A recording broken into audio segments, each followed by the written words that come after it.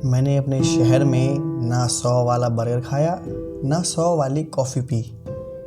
मेरे शहर की हर गलियों में 10 रुपये वाली चाय और 10 रुपये वाला ही बर्गर जो कढ़ाई में सेक कर खाया जाता है। मेरा शहर है मेरी दिल्ली।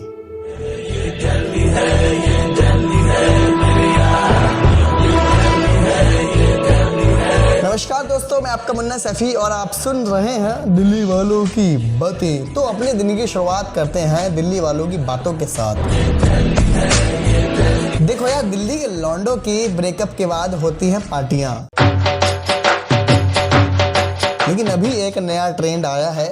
आजकल के लड़के ब्रेकअप के बाद करते हैं जिम ज्वाइन और बैकग्राउंड में म्यूजिक बजाते हैं, ठुकरा के मेरा प्यार मेरा इंतकाम।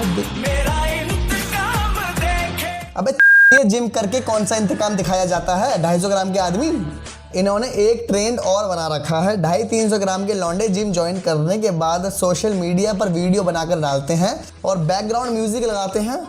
शाखों से टूट जाए वो पत्ते नहीं हैं हम, आंधी से कोई कह दे कि औकात में रहे। अबे जिम करने से कौन सी मेडिकल और बीटेक की डिग्री मिल रही है भाई? खैर छोड़ो ये फालतू की बातें। ये ट्रेंड मुंबई का है। ये ट्रेंड मुंबई में ज़्यादातर चलाया जाता है। मुंबई के बच्चे ज़्यादातर करते हैं ये ट्रेंड। दिल्ली में ना के बराबर ही है। लेकिन अभी हम अपने काम की बात करते हैं। हमारे एक दर्शक हैं गौतम, मुंबई से, जो अभी दिल्ली में रहकर गए हैं और उन्होंने अपने दिल्ली में रहने का एक्सपीरियंस हमारे साथ शेयर किया है। तो वही हम आपको अभी सुनाने वाले हैं, ज़रा गौर फरमाइएगा।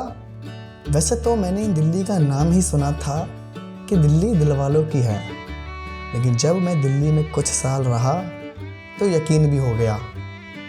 मुझे कभी महसूस ही नहीं हुआ कि मैं अपने घर से सैकड़ों किलोमीटर दूर रह रहा हूँ, क्योंकि दिल्ली है ही ऐसी। पहले जब मैं दिल्ली आया था तो मैं खाना ऑनलाइन ही ऑर्डर करता था, लेकिन पता नहीं क्यों खाना खाने के बाद मेरा मन खुश नहीं रहता था। पेट भर जाता था, लेकिन ऐसा लगता था कुछ कमी रह गई। अब मेरी समझ में कुछ नहीं आता, अब करूं भी तो क्या करूं। खाना मुझे बनाना आता नहीं था, जो घर पर बना लेता। एक दिन मैं अपने कलीग के साथ पुरानी दिल्ली की तरफ गया। पहली बार ही गया था। एक बार के लिए तो मैं डर ही गया।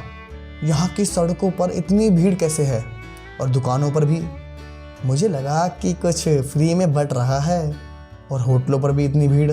मैंने अपने कलीग से पूछ ही लिया कि भाई ये इतनी भीड़ कैसे है? वो हंसकर बोला, ये पुरानी दिल्ली है मेरे भाई।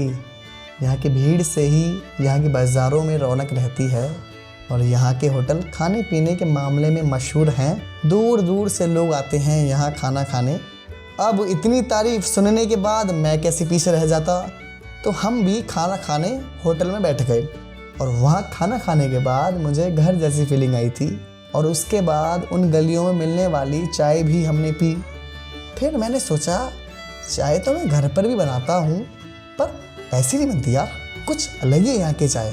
एक तो 10 रुपये की चाय, मुझे कुछ तो अलग लगा था दिल्ली में। और उस दिन से मेरी चाय पीने की आदत डबल हो गई। अब जब मौका लगता है पुरानी दिल्ली पहुँच जाता हूँ खाने पीने। कुछ दिन बाद मेरा ट्रांसफ़र मुंबई हो गया। अब मैंने भी यकीन कर ही लिया कि वाकई में दिल्ली दिल वालों की है। और हाँ, चांदनी चौक में जो जलेबी रबड़ी मिलती है वो तो अब की बार ज़रूर ही खानी है मुझे, और भल्ला साहब की पापड़ी। अब कभी आऊँगा दिल्ली तो काम के सिलसिले में नहीं आऊँगा, सिर्फ खाने पीने के मामलों में आऊँगा। बिल्कुल सही बात है। हमारी दिल्ली में कुछ जानी मानी जगह हैं, खाने पीने के मामलों में काफ़ी मशहूर हैं, जैसे करोल बाग, दरियागंज, चांदनी चौक, पुरानी दिल्ली, और भी काफ़ी जगह हैं। लेकिन उससे पहले हमें दिल्ली को पॉल्यूशन से मुक्त कराना है। इसीलिए दिल्ली वाले भैया ज़रा इलेक्ट्रिक गाड़ियाँ ले लो। ओ दिल्ली वाले भैया ज़रा इलेक्ट्रिक गाड़ियाँ ले लो। दिल्ली को पॉल्यूशन से मुक्त कराना है हमको, दिल्ली को पॉल्यूशन से मुक्त कराना है हमको। इसलिए तुम थोड़ी सावधानियां बरत लो, थोड़ी सावधानियां बरत लो, थोड़ी सावधानियां बरत लो। तो क्या करे भैया? अरे इलेक्ट्रिक गाड़ियां ले लो।